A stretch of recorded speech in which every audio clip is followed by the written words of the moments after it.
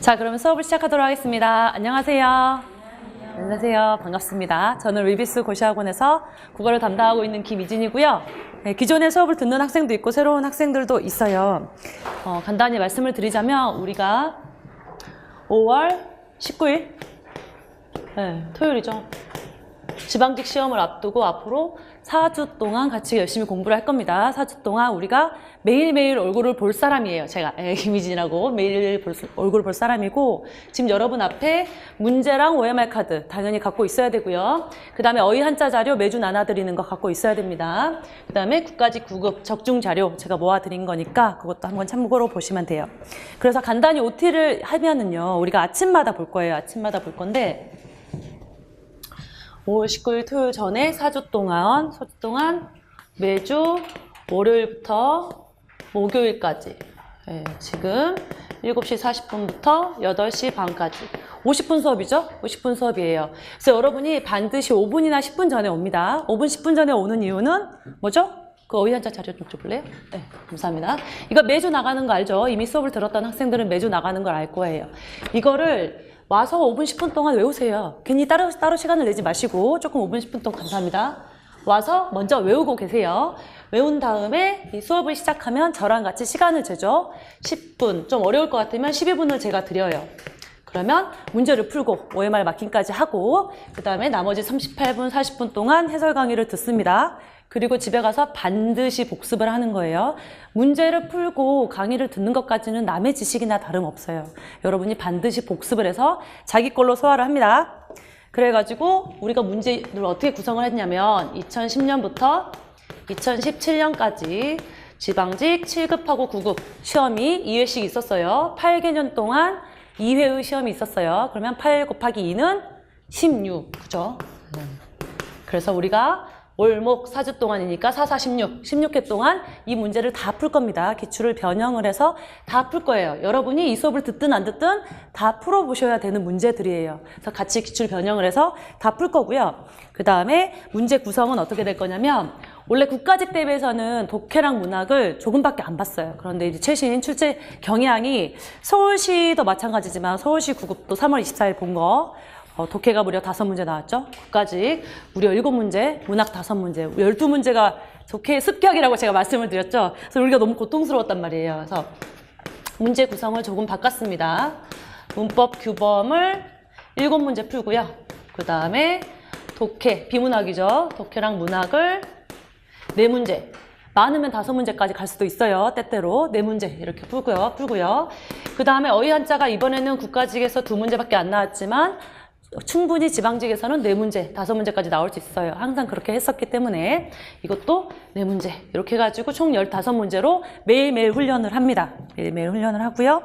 그 다음에 어휘 한자 아까 말씀드린 거 이거를 이번에 달랑 2문제 나왔지만 어휘 한자를 내려놓은 학생들은 2개 다 틀리죠. 안 그래도 지금 문제 어려워 죽겠고 시간이 부족해 죽겠는데 어휘 한자 딱 보고 찍을 수 있어야 되는데 그걸 2문제 다 날렸다. 그럼 점수가 다 70, 60으로 떨어졌어요. 그러니까 어휘 한자 당연히 외워야 되고 여러분이 지금부터 외워도 돼요. 한 달간만 외워도 선지 1-2개는 소거할 수 있어요. 그러니까 희망을 가지고 외웁니다. 그래서 이거를 어떻게 외우냐? 매일 4문제씩 푸니까 월화수목 4일 동안 4문제씩 나올 거 아니에요. 거기에 있는 선택지들을 알죠? 제가 싹 모아서 매주 월요일 날 지금처럼 어휘 한자 자료를 드려요. 그러면 수업 전에 와서 보고 수업 중에 문제 풀면서 한 번 더 보고 그 다음에 제가 해설 강의할 때 칠판으로 또 한 번 그 한자 보고 그 다음에 집에 가서 복습할 때 보고 이렇게 4번, 5번 봅니다. 그 다음에 목요일 날 수업이 끝나면 금요일 날 노냐? 이제 놀 수 있는 시간이 없어요, 여러분. 시험 끝나고 노셔야 되겠죠? 그래서 금요일 날은 월, 화, 수, 목 시험 본 거랑 어휘 한자 자료 월요일 날 나눠드린 거 금요일 날 반드시 복습을 한다. 그러면 어휘 한자가 지금 몇 번을 보는 도대체 암기하기 싫어도 외워질 정도로 보셔야 됩니다. 그렇게 되고요. 그 다음에 적중 자료를 제가 나눠드렸어요. 지금 갖고 계시죠? 적중 자료 국가직 9급이고요. 이번에 문법 규범이 생각보다 많이 안 나와서 더 많이 적중할 수 있었는데 약간 안타깝게 생각하지만 그 내용을 보시면 아침 특강이 매회 나올 때마다 등장을 해요. 즉 여러분이 앞으로 아침 특강을 저랑 같이 들을 생각이면 지각하지 마시고, 저 지각하는 학생 제풍이 지각하지 마시고 결석하지 마세요. 왜냐면 몇 회 때 나왔던 아침 특강 문제랑 선지가 시험지에 나올지 몰라요. 너무 억울하잖아요. 16번인데 나 15번 나오고 하루 결석했어. 근데 그날 다뤘던 내용이 시험에 나왔어. 그럼 얼마나 억울해요? 저 다운을 치고 통곡할 일이죠. 그러니까 기왕하는 거면 지각하지 말고 결석하지 말고 문제 풀고 해설 강의 듣는 걸로 합니다. 자, 그러면 OT는 여기까지 하고요. 시험지 앞에 두시고 왼쪽에 OMR 카드 두세요. 그리고 과목 코드 저기 있죠? 01, 직렬 01, 응시번호는 휴대폰 번호 010 빼고요. 뒤에서 7자리. 뒤에 있는 7자리. 뒤에서 7자리 그러니까 이상하죠? 뒤에 있는 7자리, 7띠고 자리. 그 다음에 성명까지 쓰도록 합니다. 왜냐면 우리가 OMR 카드 마킹을 하면요. 저희 조교분이 가지고 와요. 그럼 여러분이 많이 틀린 거, 전혀 안 틀린 건 그냥 넘어가고 많이 틀린 거 조금 더 신경 써서 볼 테니까 그렇게 진행을 합니다. 지금 시간이 47분이고요. 지금부터 10분을 드릴 테니까 빨리 문제를 풀고 마킹까지 마치도록 합니다. 시작하세요. 자, 그럼 해설 강의를 시작하도록 하겠습니다. 다 잘 푼 걸로 알겠습니다. 넘어갈게요. 효과를 넣어주셨더라고요. 하트가 뿅뿅 날라타나요. 네, 신경 쓰셨다고 하시더라고요. 네, 감사합니다. 자, 지문사 1회고요. 그다음 1번부터 볼게요. 기출 변형이라고 그랬어요. 어디선가 본 듯한 문제지만 본인이 지금 틀리고 있다. 그러면 굉장히 기출을 지금 완벽하게 습득하지 못했다는 거고요. 보시면 아시겠지만 기출에서 다 살짝 변형해서 시험 문제에 출제가 되고 있습니다. 자, 1번. 일부 지역과 계층에서 의사를, 제가 발음 못하기 때문에 의사 또는 이사라고 발음한다. 두 발음의 차이점으로 적절한 것은 묻고 있어요. 차이점 뭐예요? 의냐, 이냐, 여기에 포커스를 둬야 되는 거죠? 그러면 이거는 뭐예요? 단모음 체계표 알면 끝난다, 이런 거죠. 그래서 단모음 체계표를 알면 그냥 끝이다, 이런 문제예요. 그래서 이거는 어떻게, 뭐만 외워라? 의어학, 우어. 아유, 반응이 좋네. 시험을 이제 잘 못 봐가지고 학생분들이 반응이 좋았어요. 의어학, 우어죠. 의어학, 우어. 의어학, 우오. 요것만 암기하면 끝난다. 네, 그렇죠. 의어학, 우오 해놓고 앞에다 한 번 더. 하나만 주면 서운하니까. 의어학, 우오를 쓴다라는 거죠. 그러면 이 뒤에 있는 거는 후설 모음이 되는 거고 이 앞에 있는 건 전설 모음이 되는 거예요. 그런데 전설 모음은 의어학, 우오 그 들어가면 안 되죠. 전설 모음의 대표 주자 이를 다 붙여준다 이렇게 됐어요. 이 요렇게. 그러면 단모음 10개가 끝난다 이렇게 되는 거예요. 뒤에 있는 거는 후설 모음이에요. 후설. 앞에 있는 거는 전설 모음. 전후는 뭐예요? 혀의 위치가 앞에 있느냐 뒤에 있느냐. 그래서 이거는 혀의 위치에 따른 분류가 되겠고요. 그 다음에 이, 위, 우. 입이 작지만 다 보이죠? 앞에 있는 거는 이. 평평하다, 평순 모음이 되겠고 그 다음에 위 하면은 동글동글하다, 원순 모음, 평순 모음, 원순 모음 이렇게 돼서 얘는 입술의 모양에 따른 분류다 이렇게 되는 거죠. 입술 모양. 그 다음에 이, 에 이렇게 내려오는 거는 혀의 높이, 높낮이에 대한 거예요. 이렇게 내려오는 거는 혀의 높이, 높낮이 똑같아요. 이렇게 됩니다. 그래서 의어학, 우어 쓴 다음에 의어학, 우어 한 번 더 쓰고 이 모음만 붙여주면 전설, 후설이다. 이게 끝이에요. 그러면 의랑 이가 어디 붙어 있냐 보시면 어디 있어요? 의랑, 이랑. 차이점은 하나밖에 없죠. 뭐예요? 전설이냐, 후설이냐. 그러면 혀의 앞뒤 관련 자질이구나 이렇게 되는 거예요. 이렇게 저는 설명하니까 오래 걸렸지만 여러분은 그냥 표 빠라락 그리고 빨리 동그라미 한 다음에 둘 다 평순이네, 둘 다 고모음이네, 차이점은 전설, 후설밖에 없구나 이렇게 해서 문제를 풀도록 합니다. 혀의 높낮이는 이, 에 이런 거에 관련된 거고요. 소리의 강약은 뭐예요? 강약? 없죠? 우리나라에 이런 거 안 써요. 안 씁니다. 소리의 장단은 쓰죠. 눈으로 눈을 보네. 그쵸? 밤에 밤을 먹네. 말이 말을 하네. 하는 거 소리의 장단 관련 자질은 따로 있습니다. 이거랑 상관없어요. 2번. 다음 중 높임법에 대한 설명이 적절한 것은 묻고 있어요. 이거 몇 번이에요? 네? 최근 시험 선지잖아요. 몇 번? 3번. 적절한 것을 묻고 있었고요. 선생님 넥타이가 멋있으시네요. 선생님 오늘 귀걸이가 너무 예쁘시네요. 이렇게 표현하는 거예요. 그죠? 바른 높임 표현이다. 뭐예요? 간접 높임 묻고 있습니다. 간접 높임 자체가 선지가 1, 2, 3, 4 나왔던 게 있었죠. 최근에. 그래서 간접 높임은 내가 높여야 할 대상의 신체, 성품, 그 다음에 소유물, 그 다음에 자기 친분관계, 그쵸? 아드님이 있습니다, 따님이 있으십니다, 이렇게 하는 거죠. 그래서 선생님이 직접 착용하고 있는 소유물이죠. 그래서 넥타이가 멋있으시네요는 높임에 의시, 서너말 어미 의시를 붙여가지고 표현을 한다. 그래서 이건 맞다. 이런 얘기죠. 그 다음에 1, 2, 4번은 틀렸어요. 1번은 저라고 하지 않고 나라고 하면 안 되겠죠. 저라고 해야 되기 때문에 이건 적절하지 못한 선지가 되는 거고요. 그 다음 두 번째, 선생님께 질문을 할 때는요. 제가 할 말은요. 저는 맞아요. 저. 그런데 이 두 개 다 틀렸죠. 네. 말은 자기가 높임, 선생님의 말씀 이렇게 높임으로도 쓰이지만 제 말씀 좀 들어보세요 라고 하면서 겸양어 이런 명칭도 알아두세요. 겸양어로도 쓰죠. 그래서 제가 한 말씀 드리겠습니다 라고 하는데 하다라는 말도 안 써요. 윗사람한테 말이나 칭찬이나 뭘 할 때는 드리다 라고 씁니다. 그래서 제가 드릴 말씀은요. 감사합니다. 제가 드릴 말씀은요 까지 해요. 이 문제까지 보고 볼게요. 제가 드릴 말씀은요 라고 해야 합니다. 그 다음에 4번 경우에 따라 윗사람한테 수고하세요라는 말을 쓸 수 있다 없다? 없다. 경우에 따라라는 함정이 있었지만 절대 쓰지 않아요. 네, 감사합니다. 아니면 노고가 많으십니다. 이렇게도 안 쓰죠, 솔직히. 근데 노고가 많으십니다. 고생이 많으십니다. 고맙습니다. 이 정도로 쓰죠. 수고란 말을 쓰지 않아요. 여러분이 많이 뭐 틀렸는지 볼게요. 80% 이상 맞는 거는 됐고요. 60%, 50%, 30%. 10%? 13번 뭐예요, 여러분? 13번. 답이 잘못됐나? 이렇게 많이 틀릴 리가 없는데. 다 함정에 빠졌나요? 네, 13번이 무려 13%예요. 맞은 사람이 없다는 얘기죠. 13번이 13%고요. 그 다음에 11번도 많이 틀렸어요. 30%. 11번 한자. 그 다음에 10번 한자. 네, 기출도 다 틀리죠. 네, 8번 36%. 이렇게 한자는 기본적으로 다 틀려요. 무슨 말이냐? 한자만 잡으면 나는 합격이다. 무슨 말인지 알겠죠? 문법 한 문제 맞는 것보다 한자 한 문제 맞는 것이 똑같은 5점이지만 다른 사람에 비해서 더 높다 이거죠. 그다음 7번, 4번. 4번, 7번, 8번, 10번, 11번, 13번을 여러분이 좀 많이 틀렸어요. 다 기출인데 기출을 홀대하는 거죠, 여러분이. 홀대하시면 안 돼요. 시험 출제위원분들이 다 기출을 보십니다. 기출 문제랑 완전히 생소하게 낼 수가 없어요. 그러면 안 되기 때문에. 3번. 미쳐진 어휘의 표기가 옳은 것은 다 잘 맞췄죠? 정답은 옳지 않은 것은 4번이죠. 4번. 짤막해지는 리을 비읍 받침이 아니라 짤막해진 이렇게 가죠. 이 글자 자체가 생소해서 잘 맞췄겠지만 우리는 암기하려고 이 문제를 냈겠죠. 겹받침, 리을 비읍 같은 겹받침에 앞에 있는 받침이 발음되는 경우에는 소리 나는 대로 쓴다라는 거죠. 그래서 뭐예요? 넓다. 그죠? 기억나요? 네? 그 다음에 얇다. 그 다음에 짧다.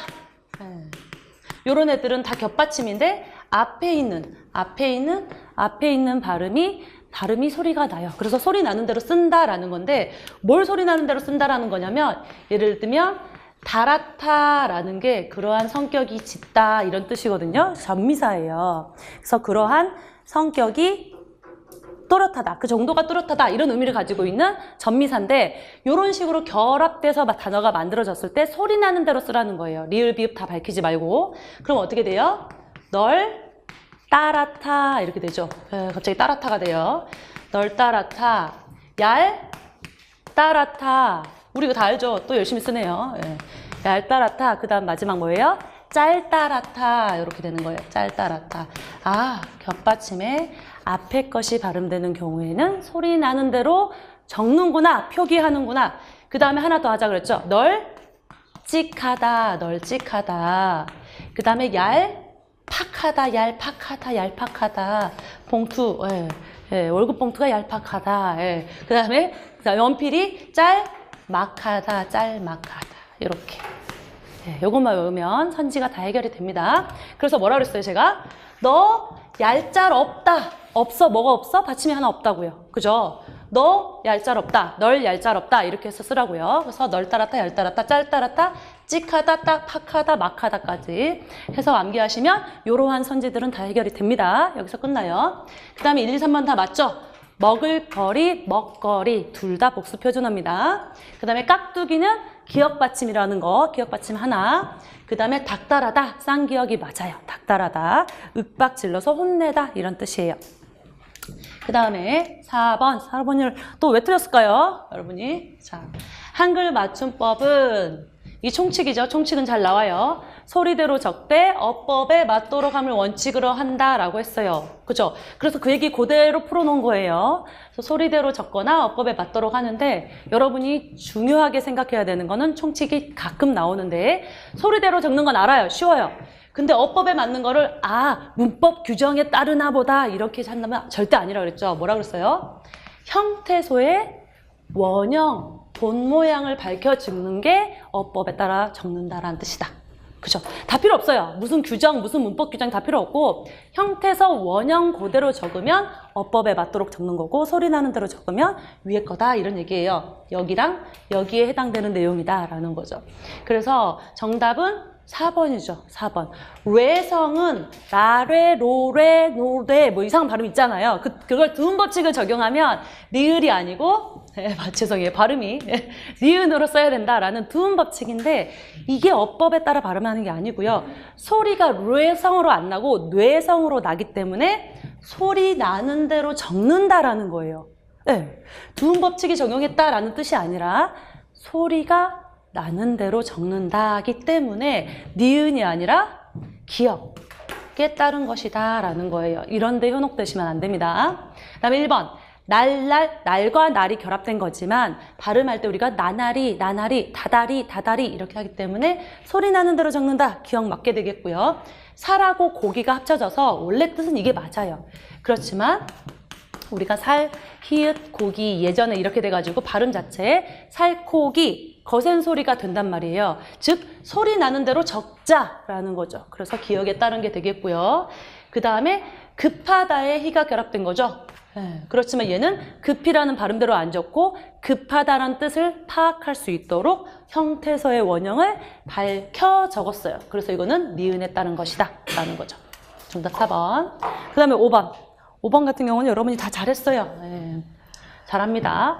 한 번과 한 번을 구별하는 거죠. 정말 1회, 2회 횟수만 가리킬 경우에는 한, 띄고, 번. 그쵸. 횟수를 가리킬 때 그 외에 이상한 다른 뜻이 섞여 있으면 붙였어야 돼요. 한 번으로. 그래서 정답은 3번이죠. 우리는 겨우 일주일에 1회밖에 못 만나는 거예요. 그래서 딱 횟수만을 가리키기 때문에 이건 띄어쓰는 게 맞게 되고 나머지는 다 의미가 달라요. 1번 소리 한 번 지르지 못하고 당했지 뭐야? 라는 거죠. 이거는 강조. 소리 진짜 1회 지르지 못했다 이런 뜻이 아니란 말이에요. 강조가 되겠고 두 번째, 야 심심한데 춤이나 한번 춰볼까? 노래나 한번 불러볼까? 라는 거는 한번 시도한다 라는 의미죠. 그래서 이것도 붙여 쓰는 한 번이 되겠어요. 그 다음에 4번이 좀 특이한데 언제 딱 1회가 아니죠. 일단 한 차례라는 한 번이라는 뜻이 좀 들어있긴 한데 일단 한 차례라는 의미를 가지고 있는 한 번이에요. 언제 한번 찾아가 뵐게요. 언제 한번 놀러와. 이렇게 되면 일단 한 차례라는 의미의 한 번 붙여 쓰는 한 단어입니다. 그래서 보시면 한 번과 한 번은 구별해야 된다. 여러분 워낙 잘하지만 한 번 더 짚어드립니다. 번이 차례나 일의 횟수를 나타낼 경우에는 띄어쓰고요. 그 외의 의미는 붙여 쓴다. 그래서 한 번을 2번, 3번, 4번 바꿔 쓸 수 있으면 횟수니까 띄어쓴다라는 거죠. 그래서 한 번 엎지른 물은 다시 주워 담지 못한다 그러면 2번 엎지른 물은 하면 이상하게 말이 된단 말이에요. 그래서 그거는 2번으로 바꿔 썼으면 말이 안 되니까 붙여 쓰는 한 단어지만 한 번 실패해도 다시 해봐. 2번 실패해도 다시 해야지. 3번 실패해도 다시 해야지. 라는 거죠. 그래서 이런 경우에는 횟수이기 때문에 띄어쓴다. 이렇게 되는 거예요. 자, 그 다음 6번. 어법에 맞는 문장은 묻고 있죠. 6번. 여러분 6번은 또 잘 했어요. 정답 몇 번이죠? 말해봐. 왜 말을 안 해요? 어법에 맞는 문장은 3번. 엔간하다죠. 엔간하다. 저 사전상 뜻으로는요. 대중으로 보아서 정도가 표준에 가깝다. 이러면 엔간하다예요. 그래서 이거랑 헷갈리게 나오는 게 웬간하다라는 거거든요. 이런 단어는 없다. 엔간이에요. 엔간. 웬간은 없어요. 웬간은 없다. 대신에 있는 건 뭐죠? 웬만하다는 또 있다. 요건 있어요. 그래서 when만 더 맞고 and가 나더도 맞고 이렇게 갑니다. 그 다음에 1번은 틀리죠. 병렬 구조에 맞지 않아요. 고로 연결이 됐기 때문에 앞뒤가 둘 다 사동이거나 둘 다 피동이어야 되는데 불필요한 과목은 빠지다라는 거는 의미상 피동이고요. 뒤에 있는 필요한 과목만 남겼다라는 거는 사동이에요. 그래서 둘 다 피동으로 바꾸면 불필요한 과목은 빠지고 필요한 과목만 남았다 이렇게 하거나 둘 다 사동의 의미로 바꾸면 불필요한 과목은 빼고 내가 뺀 거죠. 필요한 과목만 남겼다 이렇게 가야 돼요. 그 다음 두 번째, 이 단어는 정말 암기하세요. 끝박하면 나옵니다. 얽히고 설키다. 앞에는 원형을 밝혀 적는 얽히고가 나오고요. 뒤에는 소리 나는 대로 설키다 이렇게 돼요. 그래서 아까 나왔던 한글 맞춤법 총칙의 예외 단어다라고 나와요. 모든 교재에 나옵니다. 소리대로 쓰거나 어법대로, 원형대로 밝혀 적어야 되는데 이 단어만 특이하게 소리대로도 적고 어법대로도 적고 그런 단어입니다. 암기하시고요. 4번은 주어가 생략됐죠. 작업이 언제 시작되고 오케이. 뒤에 주어가 없어요. 둘 다 공통주어면 작업이 언제 시작되고 작업이 언제 완공될지 이렇게 돼야 된단 말이에요. 생략될 수 있으려면. 그런데 안 되죠. 그래서 이거는 뭐 건물이 언제 완공될지, 뭐 다리가 언제 완공될지, 도로가 이런 식으로 주어가 필요한 문장입니다. 뒤에. 그 다음 7번. 7번도 조금 틀렸네요. 전화 걸 때 표준 언어 예절에 대한 설명으로 적절한 것을 묻고 있어요. 이거 몇 번이에요? 몇 번이야? 4번. 정답 4번이죠. 4번 자체는 쉬웠어요. 전화가 잘못 걸렸을 때 죄송합니다. 전화가 잘못 걸렸습니다. 전화가 잘못했어요. 이렇게 얘기해야 되죠. 뭐라고 하면 안 된다? 전화 잘못 거셨습니다 하면 기분 나쁘다. 너는 왜 전화를 잘못 거시냐 이렇게 된단 말이에요. 그래서 전화 잘못을 해야겠죠. 전화가 잘못 걸렸습니다. 1번은 안녕하십니까? 누구누구 있습니까? 왜 틀렸죠? 다짜고짜 누군지 밝히지를 않았죠. 그래서 분명히 여기다 써야 돼요. 저는 누구누구의 친구 누구누구입니다 라면서 자기의 이름이나 자기의 소속을 밝히게 돼 있어요. 어느 부서 누구입니다 이렇게 반드시 자기의 소속을 밝히고 난 다음에 용건을 얘기한다라는 거고요.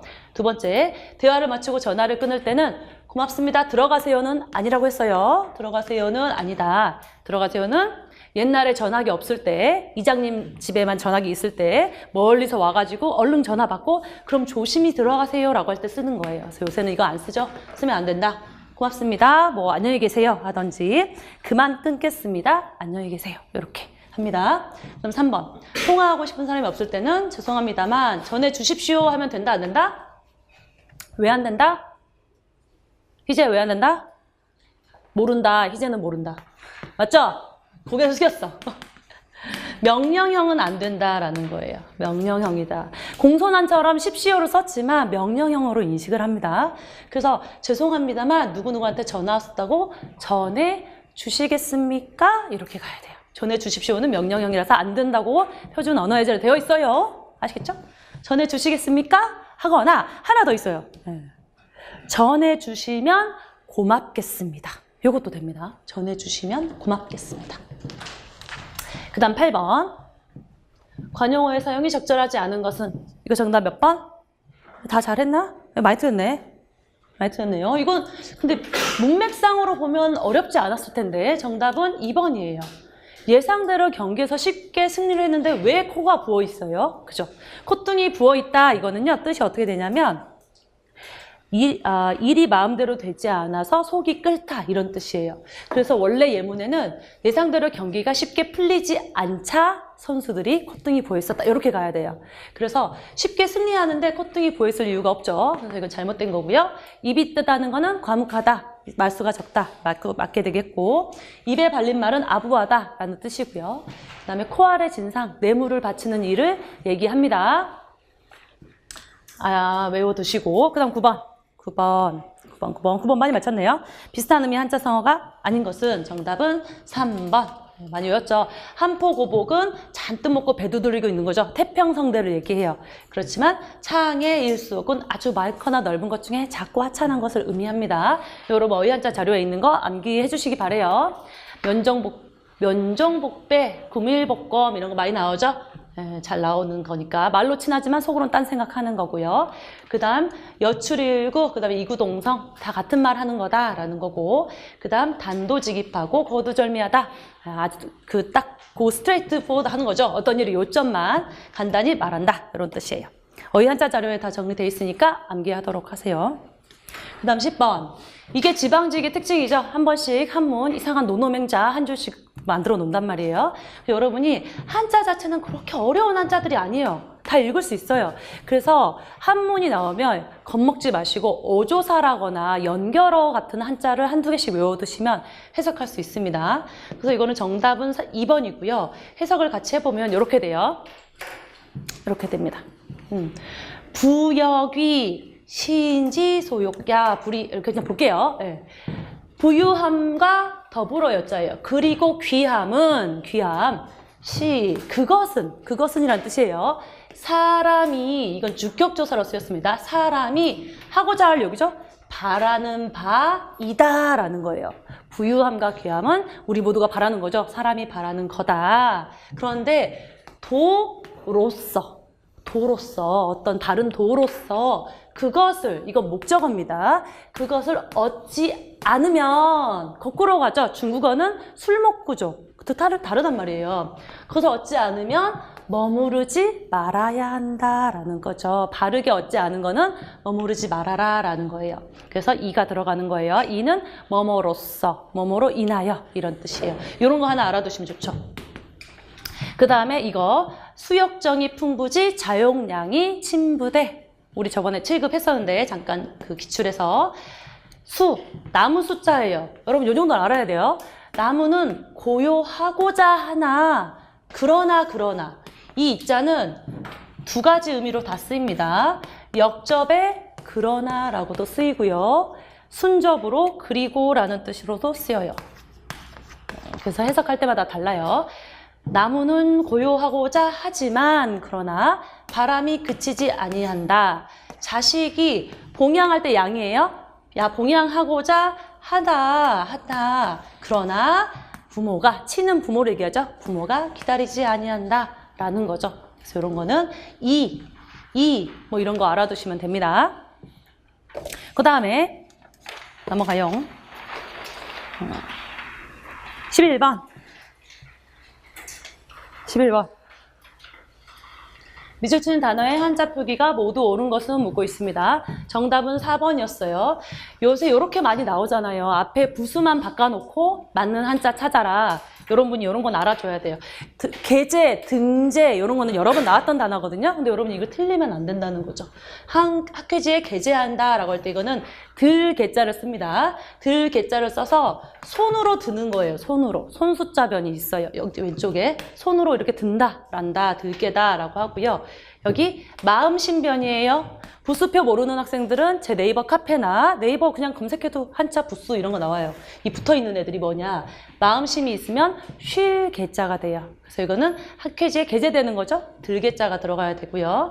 그 다음에 우리 사회에 만연해 있다라고 했을 때는 덩굴 만자를 써야 돼요. 여기에 물수변이 들어있다라는 거는 물결이 막 흩어지는 것처럼 흩어질 만자가 되는 겁니다. 그래서 이런 거는 그때그때 외워주세요. 그 다음 12번. 여러분 이건 다 맞았어요. 12번은 워낙 쉬워가지고 다 맞았습니다. 빨리 넘어가겠습니다. 고쳐쓰기에 대한 설명으로 적절하지 않은 것은 최근에도 고쳐쓰기 나왔죠. 근데 문장으로 나왔죠. 문장으로 나왔어요. 면서, 동시성을 가지고 있냐 없냐 나왔었잖아요. 그쵸? 고쳐쓰기에 대한 설명으로 적절하지 않은 건 정답은 3번이었죠. 3번. 문맥상 느리고로 고쳐야 된다라고 했는데 여기서 보시면 데이터를 제공하고 그 양을 꾸준히 늘리다가 맞죠? 양이나 면적 부피는 늘리는 게 맞아요. 느리고는 뭐냐면 길이에 관한 거라 그랬어요. 선, 길이에 관한 거니까 이자다라는 거예요. 그래서 바짓단, 고무줄, 엿가락, 말을 늘리는 거예요. 나머지는 맞죠? 어디에서 헤매다, 처소를 나타내기 때문에 에서, 도심에서 써야 되고요. 앞뒤 내용은 역접의 관계죠. 그러나를 써야 되겠고 사동 표현은 부적절하죠. 왜? 들이다는 드리다는 내가, 들다의 사도형이기 때문에 주체가 나와야 돼요. 누가 드려야 되는데 비용이 드릴 수는 없기 때문에 비용이 드지라고 써야 됩니다. 맞아요. 그 다음 13번. 요걸 어마어마하게 틀렸어요, 여러분. 아마 4번이랑 헷갈렸을 것으로 봅니다. 정답은 2번이었어요. 2번이었어요. 네, 최근에 진술 방식은 유추가 나왔었죠? 인생은 마라톤과 같다. 유추가 나왔었어요. 요거는 사스는 초기에 감기 몸살과 비슷하다라고 하면서 둘 이상의 대상의 공통점에 주안점을 두고 서술하는 거는 비교예요. 비교. 단순 설명이 아닙니다. 설명은 이렇게 비교하는 대상이 나오는 게 아니에요. 그 자체만 설명하는 거예요. 이건 분명히 비교 대상이 나왔어요. 그래서 이거는 비교 이렇게 가요. 차이점에 중점을 두면 대조겠죠? 둘 이상의 대상에 공통점에 주안점을 두고 서술하면 비교, 차이점은 대조 이렇게 가고요. 그 다음에 1번 묘사가 맞아요. 묘사. 어떠한 대상을 눈에 보이듯이 생생하게 그림 그리듯이 서술하는 것은 묘사입니다. 묘사. 맞아요. 1번하고 4번 헷갈리실 수 있어요. 3번은 뭐냐? 독도는 우리 땅이다. 왜냐하면 기록이 증명하고 또 옛 제도가 이를 뒷받침하고 있다라고 해서 근거를 대고 그 주장을 논리적으로 뒷받침하고 있기 때문에 논증이 맞고요. 4번은 뭐냐면요. 소나무에 있으면 소나무가 이파리는 뾰족하고요. 줄기는 어쩌고요. 뿌리는 어쩌고요. 이렇게 돼 있어요. 그래서 잎, 줄기, 뿌리라고 해서 복잡한 어떤 개념이나 사물을 단순한 요소나 부분으로 나누어서 설명하고 있는 거예요. 이거를 묘사랑 헷갈리시면 안 돼요. 지금 우리 눈에 이 뿌리가 보이나요? 보이고 있어요? 그림 그리듯이 보일 수 있어요? 안 보여요. 얘는 땅 밑에 있는 애라 안 보여요. 근데 뿌리가 키 정도의 길이로 뻗어 있다? 알 수 없죠. 이거는 분석의 개념이고 묘사로서 눈에 그림 그리듯이 보여주는 게 아닙니다. 이러한 소나무라는 큰 개념이나 대상을 하나하나 부분으로 나누어서 설명하면 분석. 그림 그리듯이 오른쪽 날개, 왼쪽 날개 위에 펼쳐져 있어가지고 몸 전체를 뒤덮고 있다. 날개 모양에 대해서 그림 그리듯이 말해주는 건 묘사. 이렇게 가는 거예요. 그렇게 헷갈리는 거 맞죠, 여러분? 그렇게 헷갈렸죠? 4번을 정답으로 한 학생들이 꽤 많았어요. 다르다. 한 번 더 보시고. 그 다음 14번. 14번이에요. 다음 글에 대한 설명으로 가장 적절한 것은 묻고 있죠. 요거는 이태준의 달밤이에요. 그래서 실제로 서울시나 이런 데 굉장히 많이 나왔던 제시문입니다. 이태준의 달밤. 지방직에서도 나왔으니까 제가 이렇게 문제에 출제를 했겠죠. 이태준의 달밤. 이태준의 달밤은요, 자주 나올 건데, 그 주인공이 화자가 아니고 여기서 나오는 황수건이라는 사람이 주인공이에요.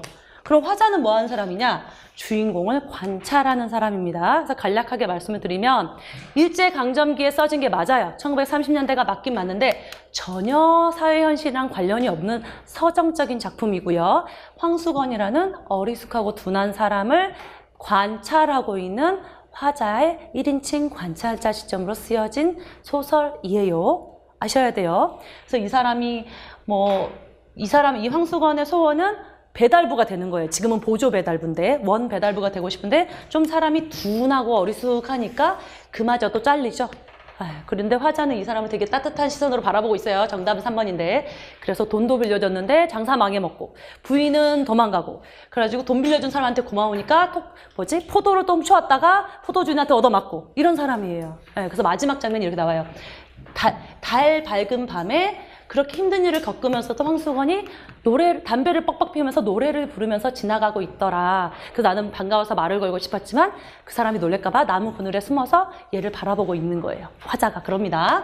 그래서 정답은 3번. 관찰자로서. 화자는 주인공이 아니라 그랬어요. 황수건이 주인공이에요. 1인칭 관찰자 시점이다 라는 거고 일제강점기는 맞지만 이러한 현실 세계에 나오지 않아요. 서정적인 작품이에요. 그 다음에 논리적 인간관계 나오지 않고요. 주인공이 일을 그만뒀다는 거는 추측할 수 있지만 장면을 생생하게 묘사하지 않아요.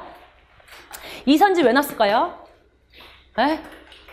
여러분 이번에 봄봄 찍으면서 그 장인어른이 뒷거래하는 장면이 생생하게 묘사되어 있다. 다 그거 찍었어요. 아니에요. 닭 한 마리 주면은 땅을 떼이지 않고 받았다라는 어떤 상황적인 걸 서술하고 있었지. 그 장면, 뒷거래 장면을 생생하게 묘사하고 있지 않았습니다. 네, 헷갈리지 마시라고 낸 선지예요. 그 다음 마지막.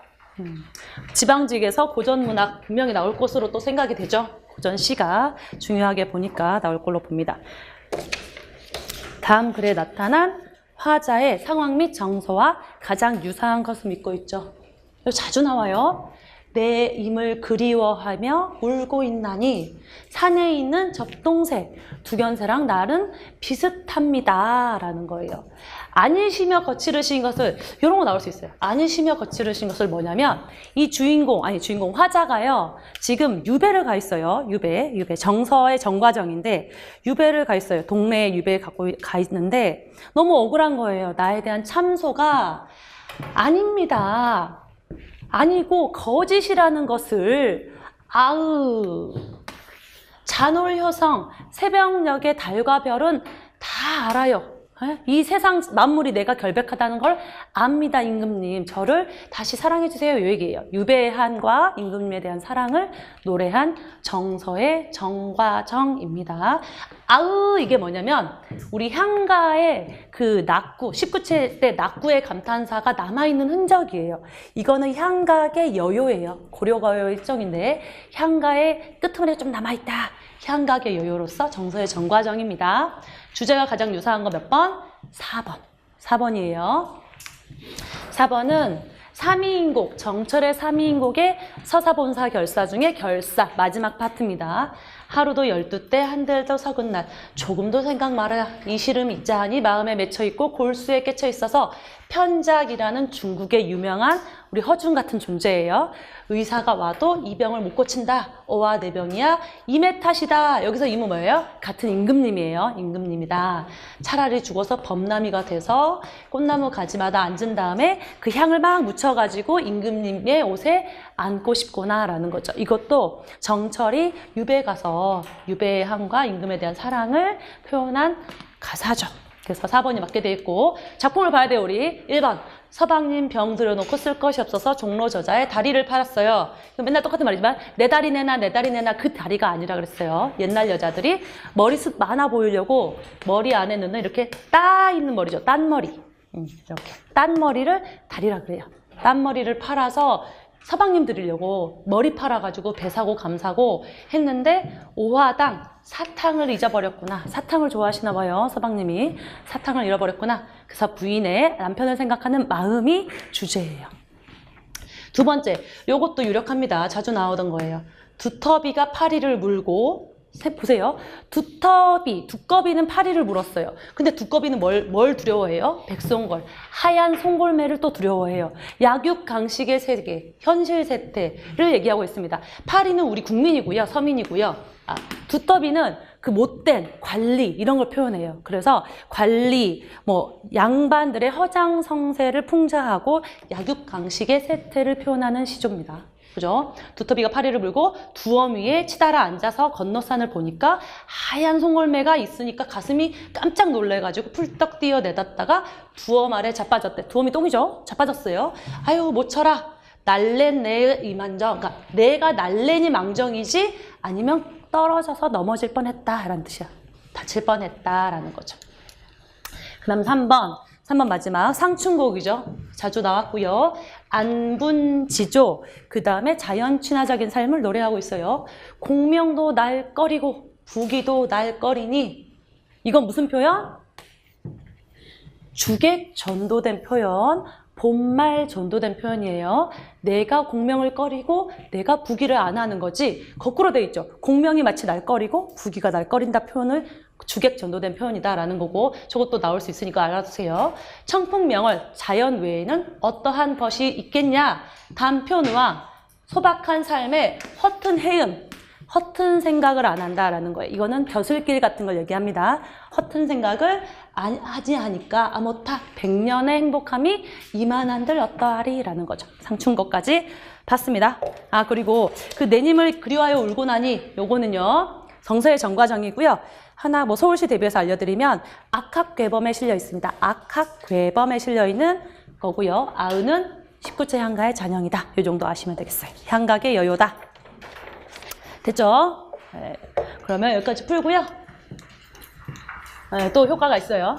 네, 수고하셔서 하셨어요. 돌아가셔서 반드시 복습을 해야 됩니다. 복습은 필수예요, 필수. 복습 안 하고 선생님 기억이 안 나서 틀렸어요. 그러면 맞아야 돼요. 네, 복습은 반드시 하시고요. 내일 이 시간에 오시면 어휘한자를 암기하고 계시고 앞에 해설지가 있어요. 가져가서 복습을 하도록 합니다. 그럼 수업 여기까지 하도록 하겠습니다. 감사합니다.